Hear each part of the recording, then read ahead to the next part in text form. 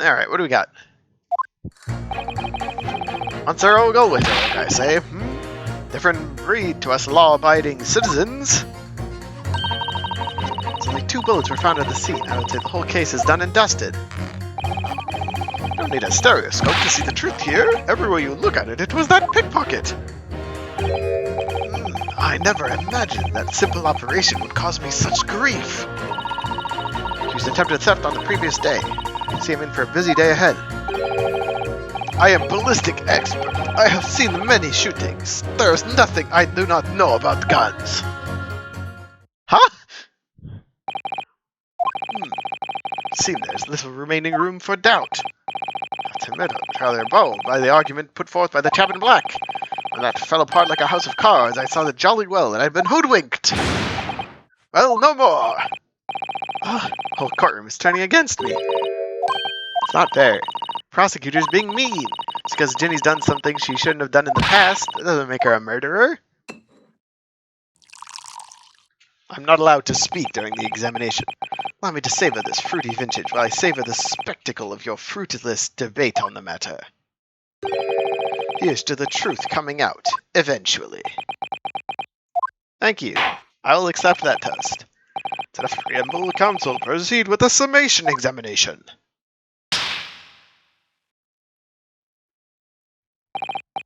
Yes, my lord.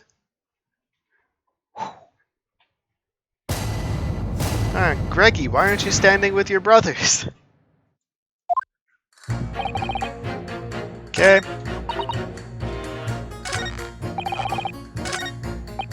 Old man, once again, I'm pressing you first. Would you please stop muttering about things that have nothing to do with this trial, sir? Brendan's life is on the line here. Well, the thing is, I couldn't really say it has nothing to do with this trial, to be honest. I mean, there's no question the man was shot, but the bullet had simply vanished from his stomach. It's quite inexplicable, don't you think? I almost don't want to ask, but this surgery you've been muttering about all this time, you were operating on... What was the fellow's name now? Herlich? No, Herlock? No, Hairlock? Herlock Sholmes by any chance? Yes, good lord! There was that Hairlock fellow! You're the surgeon that operated on Mr. Sholmes?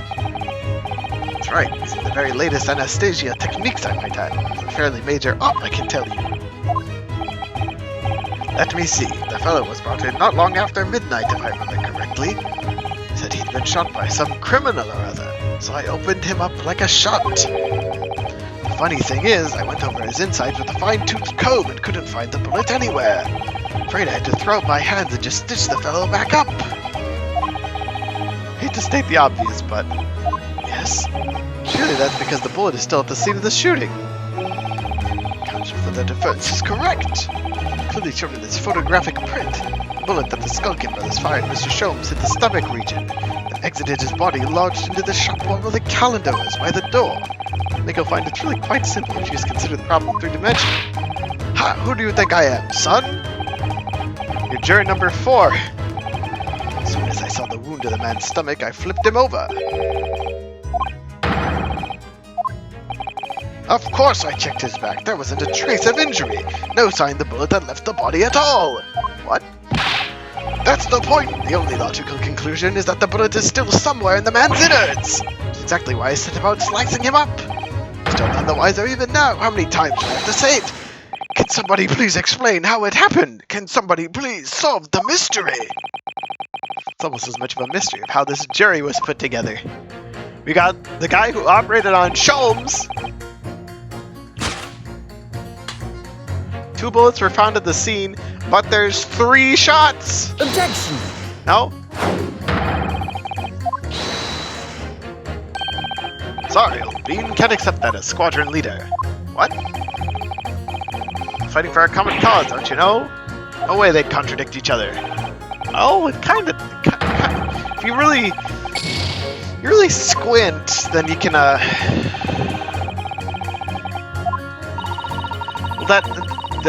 they're not... Listen to what they have to say a few times before it starts to... Okay, alright. Press the statements.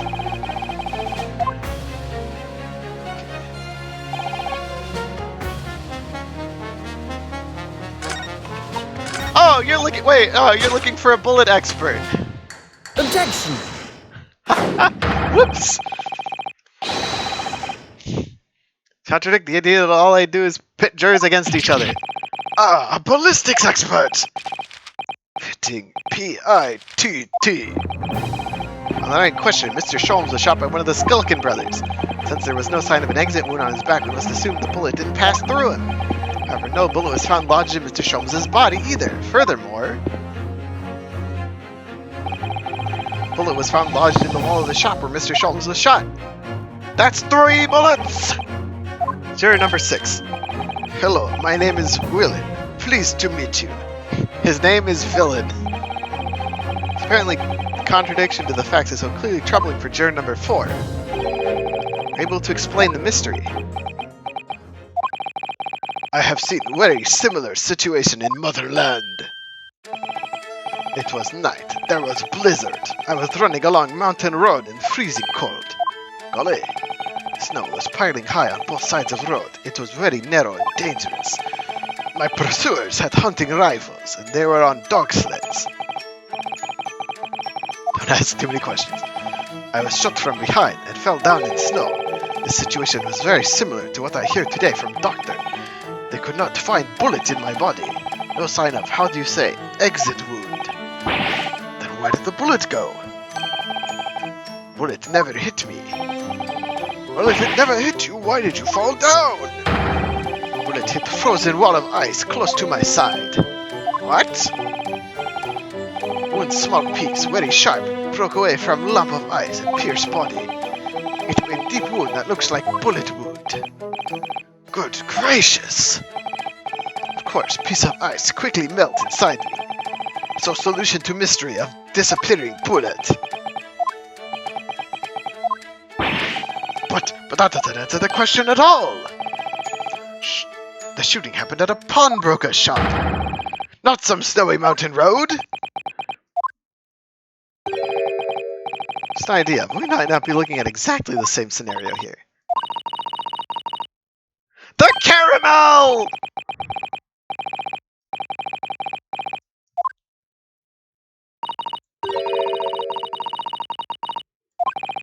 A pouch?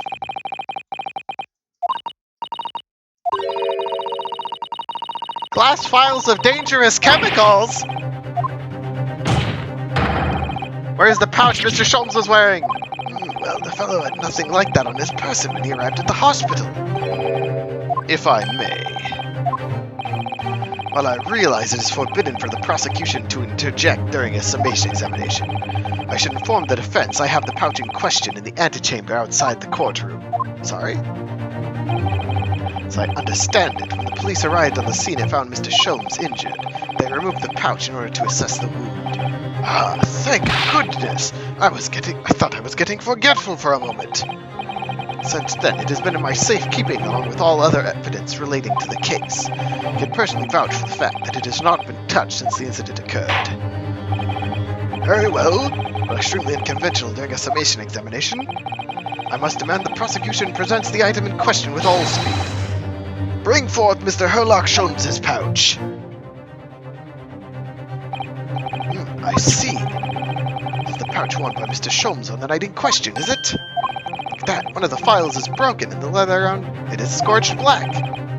Almost as if a file exploded. Exploded? So that night, the bullet from the Skulkin brothers' gun struck Mr. Sholmes' pouch. It was the glass file exploding that caused the fellow's injury. This bullet did not penetrate the victim, but was deflected into wall of shop.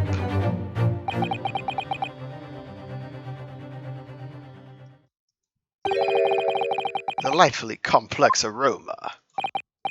Well, it would appear one mystery has been solved at least. Though it has no bearing on the truth of this case. The bungling and burgling brothers shot the detective, and the accused shot the pawnbroker. The pertinent facts of the case remain unaltered. At least the mystery is solved. I can sleep easy tonight. Thank you, young man. Thank you very much. Thought I could help. To its bearing on the conundrum just solved, the court will sequester the scruffy pouch as evidence. This pouch isn't scruffy.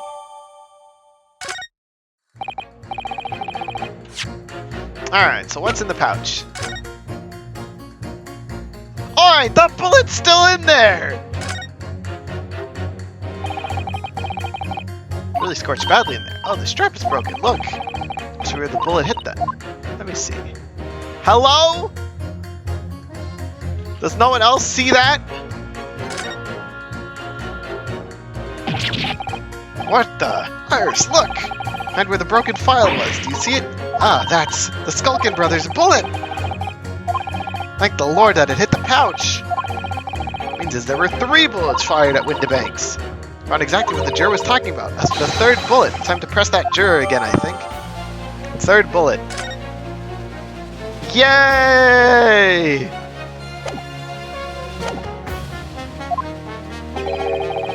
Fear the defense is somewhat struggling to alter opinion. Please, my lord, a little more time. After all, that's a new piece of evidence. It could be a valuable clue, and you can't afford to overlook anything here. Still a way to turn this around, somehow, I'm sure of it. Oh, juror number 2! Hold it! I just found a 3rd bullet! Number of bullets that has you convinced? Only 2 bullets were fired, and the 2 guns that fired them were examined by the police. The parlor maid asked me how many are invited for dinner. I always tell her to count the table settings. Well, that's logical, I suppose. Although... Yes? Sometimes after dining, crockery does go missing. 1 or 2 guests rather like the fine china. Does your employer dine with thieves? So I suppose there was another bullet somewhere of which we were unaware. I'd have to reconsider my position. 3rd bullet somewhere on the scene. Could that be possible? I can prove it! Allow me to show you then. The 3rd bullet. The 3rd bullet is the 3rd bullet. Here it is. We discovered it just now. Yes, on the night in question in Windibank's pawnbrokery, another bullet was fired. What is this new trickery, you Japanese contra? Where did you find that bullet? It's lodged inside Mr. Sholmes' pouch. What? This pouch was removed from around Mr. Sholmes' waist before he was taken to the hospital. Since then, it has been touched by no one. Do you mean to say the shot fired by the Skulkin Brothers that night? Yes, your lordship has surmised it hit his pouch. That makes no sense whatsoever. We already know the whereabouts of the bullet fired by Mr. Sholmes. It's in the photographic print! Ah, 2 guns from the scene have already been submitted in the court record as evidence. Yes, that of Mr. Windibank and that belonging to the Skulkin Brothers. Examination of both guns revealed that only a single bullet had been fired from each. Ah! But that must be... That's right. We now know that on the night in question, 3 bullets were fired. However, only 2 bullets were fired from the guns recovered from the crime scene. So that incontrovertible inconsistency is somehow explained, cannot and must not pass judgment. Ugh. Ugh. Order! The summation examination remains incomplete. The court has been presented with new facts. Facts that would appear to shake the very foundations upon which the case against the defendant has been built. It's my prerogative in this situation. Hereby temporarily suspend the summation examination. By Jupiter! What? Bailiff, bring the witnesses back to the stand at once. My summation examination! I'm not done! Well, Skulkins, tell us where Eggs Benedict is. Witnesses. Governor! Were you listening to the proceedings while the defense carried out the summation examination? We was, Governor, we was! Perhaps we can dispense with the tedious preamble. Simply answer this one question. A 3rd bullet has been identified at the scene of the crime. What do you make of that? Make of it, Gov?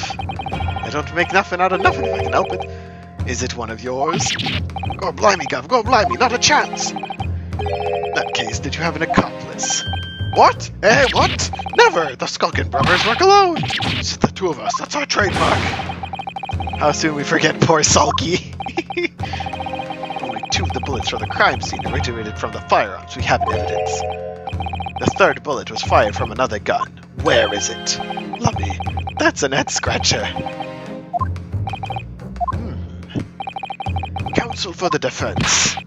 Yes? I should like to hear your thoughts regarding these new developments, the third bullet, and the mysterious missing firearm from where it came. Thinking back over all the testimony we've heard and all the evidence we've seen, I think I'm starting to form a picture of what really happened that night. My lord, I think it's clear what this third bullet tells us about the Skulkin brothers.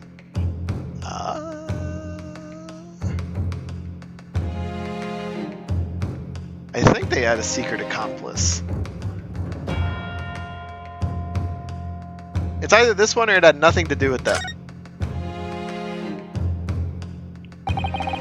That night at Windbake's pawnbrokery, the brothers must have been working with a third man. Witnesses are clearly doing their best to cover up the existence of this accomplice. The evidence all points to the fact there was someone else present, someone carrying a gun. Objection!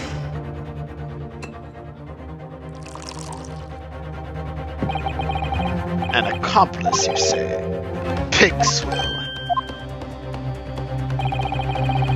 These protracted proceedings have already forced us to endure 2 summation examinations. In all that time, there's been not a murmur of a third man. This apparently wraith-like being exists.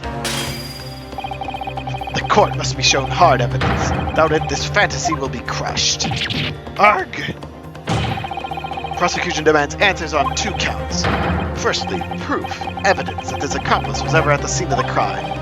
Secondly, the identity of this spurious character. Skulligans are lying, I know that. But how can I ascertain the identity of the person they're hiding? Bloodstains! I'm supposed to prove the existence of this accomplice and reveal the person's identity even. Launch the prosecution demand, my lord. Defense is... yeah, I'm ready to present answers. Defense is ready. I believe I can provide all the answers the prosecution demands. So, my Japanese friend, despite the swimming eyes, you seem to have something to say. This promises to be interesting. Push forward now. There's no other option. You'd use every single piece of evidence available to me. If it will make a difference. Yeah, we got a 3rd page already. King's Counsel, I would ask you to present the evidence without delay. The night in question, and the moments leading up to the death of the victim. What proof have you there was a 3rd intruder present at the scene? Well, we have 2 options here. The main thing I'm thinking is the blood. Blood. Evidence is right here, in this portfolio. By Jove, that portfolio again, is it?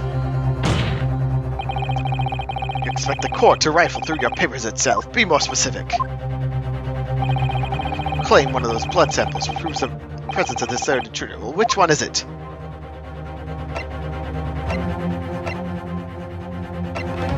It's either this page with unknown or this page with unknown. I'm gonna go with this page.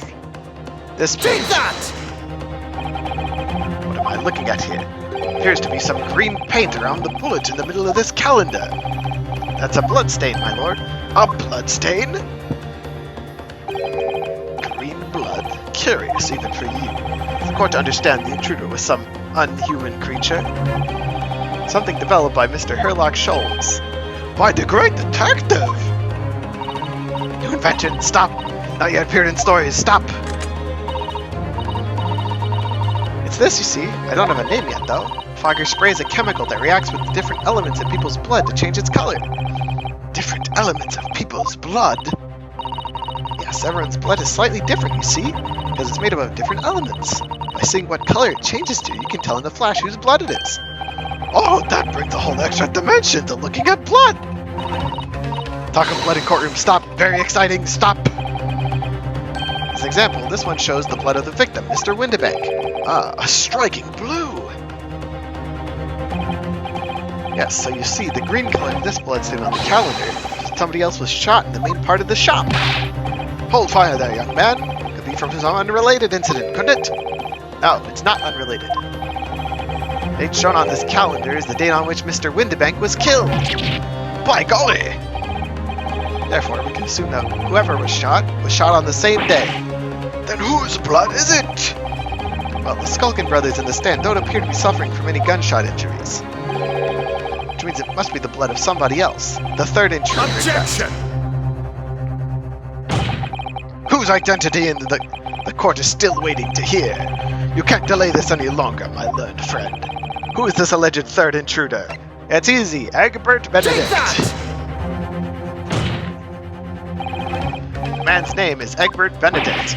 Egbert Benedict? Who on earth are you talking about, Counsel? Paid a visit to Windbank's pawnbroker on the afternoon before the incident took place, when the accused attempted to deceive the pawnbroker into releasing this article into her possession. That's right. The man identified by the defense, Mr. Egbert Benedict, then attempted to take the article from the defendant by force. Using a gun, I might add. Broker. I believe this filthy pocket thief has just redeemed an article from you, no?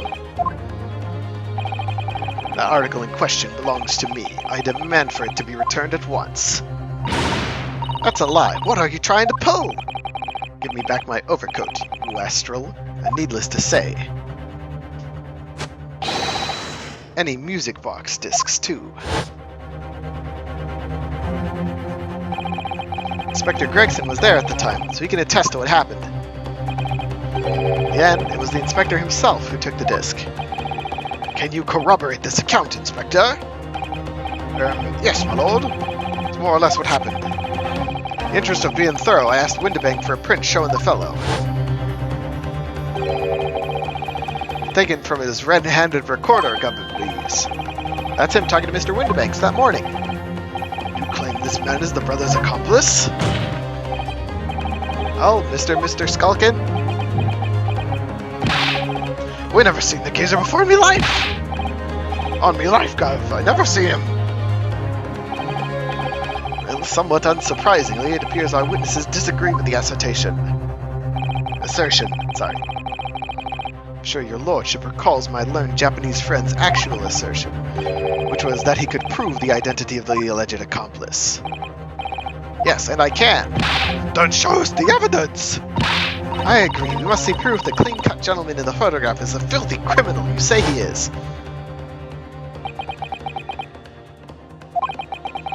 This is the last piece of evidence. I had a feeling that something has been missing in this trial from the very start. Now I'm going to drag it kicking and screaming into the courtroom. Ready to present your answer to this court, then, counsel? Yes, my lord. Defense will present the evidence now. Proof that the man pictured in this photographic print was in fact the person struck by the third bullet.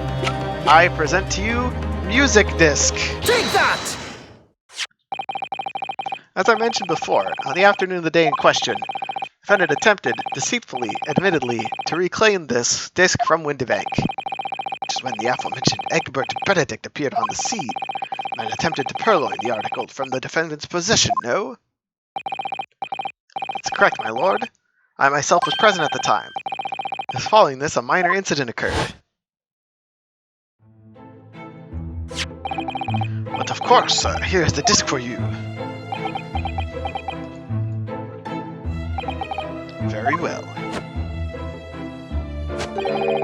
Then I shall bid you farewell. Say goodbye to style. Wait a minute, that disc is mine! Oh, what do you think you're doing, you little tramp? You've drawn blood, you filthy animal! Being a music box, this has countless small but sharp metal protrusions all over its surface. Protrusions caused Mr. Benedict's finger to bleed. The resulting smear of blood is still visible on the disc now. Goodness, a blood stain, is it? My assistant and I have just analyzed the blood stain here in this very courtroom. Using my trusty fogger gun! Yes, we added the results to this portfolio. I say, it's green! It's exactly the same color as the blood around the calendar! The evidence is conclusive. The man calling himself Mr. Egbert Benedict, who was in Windibanks earlier that day, is the accomplice who was present at the scene of the crime that same night. There was someone else there. Look at those two brothers now, they're sweating buckets. Oh, who are you talking about? It's boiling in here. My lord, it's the opinion of the defense that Mr. Egbert Benedict should be summoned to the courtroom to testify. It would certainly seem that we can ill afford to ignore the gentleman's apparent presence. Objection! This has gone on long enough now. Flagrant ignorance of the mechanics of law. Sherlock Sholmes, you say? Yes, I've heard the name. Protagonist a series of short stories for the vulgar classes. A god of detection of some sort. Now, you employ chemical substances devised by this fantastical persona in the highest court of the land. Do you expect us to take you seriously? The samples made by this plaything are not fit to be called evidence. So the bloodstain turned a shade of green. What of it? Here's to you successfully proving that no other blood in the world would turn the same color. Oh, his boots on the bench! I pray, do not even think of suggesting that we should take Mr. Sholmes' word for it. Is he right? Is Mr. Sholmes' concoction a load of rubbish? No, I mean, he's a great detective. What are you talking about? We can't let him get away with that. Knew it would come to this. Of course, Mr. Sholmes' invention isn't going to be recognized by any official body, but what other choice did I have? Just remembering what Father Christmas over there said before. About how he was temporarily suspending the summation examination. Ah! In other words, examination isn't over yet, is it? Good grief! What did you just say, young girl? Summation examination, the decision as to whether or not the trial continues, is in the hands of the 6 jurors, isn't it? The way I see it, it doesn't matter what certain other people think of Hurley's invention. At least not for now. Yes, she's right! Young lady, you have quite the devious mind! It just comes down to one thing. Whether these ladies and gentlemen of the jury are convinced by what you say. Is that about right, would you say? Or did I misunderstand something? Unbelievable! Mr. Sholmes' partner is a force to be reckoned with. Iris Wilson, sharpshooter. After that shrewd persis of the situation from an entirely uninspected source, it must be acknowledged that the previous summation examination is yet to reach its conclusion. This is absurd. Ladies and gentlemen of the jury, the court now looks to you for your final leanings in this matter. As proud citizens of Her Majesty's Britain, I'm sure you will come to fair and just conclusions.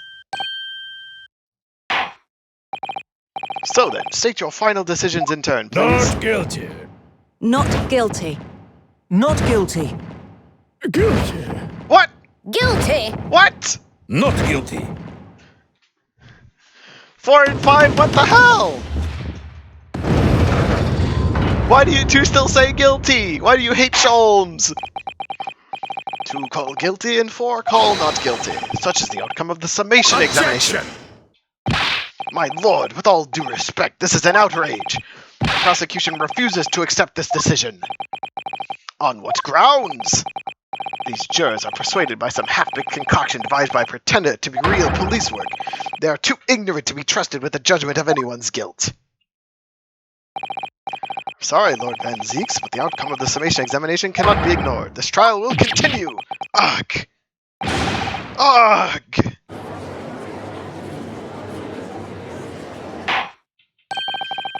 Nevertheless, we find ourselves in a rather awkward situation. Defense has very reasonably requested the subpoena of a new witness.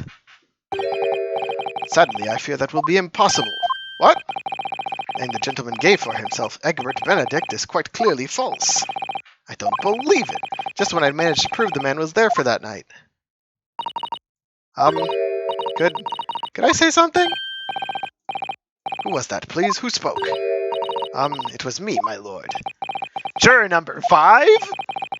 What have you to say, madam? If possible. Inspector. Me, ma'am? Wonder if you might show the photographic print to me again. The one in which the gentleman is shown. Ah, right. Yes, this one you mean. Of Mr. Benedict? Yes. There's no doubt in my mind.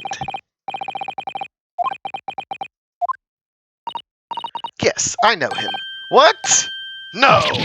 Good gracious! Hell yeah, juror number 5 saves the day! Order, order, order! Juror number 5, how on earth? A communications officer, stop. As we can clearly see, the gentleman in the photograph is, stop. Also a communications officer, stop. He works in my office, stop! talented operator, in fact. Stop. He should be in the communication station now. Stop tapping away on the telegraph. Stop. This doesn't seem right somehow. Can't put my finger on why, but it doesn't feel right. Suppose we all imagine the accomplice would be some sort of hardened criminal. It's a bit unexpected to find out he has a respectable job by day, whatever he gets up to at night. Suppose that's it. Gentleman is at London's communication station. We should be able to subpoena him within the hour. Lord Van Zeeks, if you please. Yes, my lord. Make the necessary arrangements with all haste, as your lordship bids. The court will recess for 1 hour. When the new witness arrives, we shall reconvene to hear the gentleman's testimony. Inspector Gregson. Yes, my lord? I should like to hear from you specifically about the events at the pawnbrokery on the day in question. Come to my chambers during the recess. Yes, sir, my lord. Very well. Court is adjourned until 1:40 p.m. Ah, shoot, that was 10 minutes ago. To be continued. Oh, lordy. Whew. Well, that was only about an hour and a half of trial. And there's probably at least 1 to 2 parts left.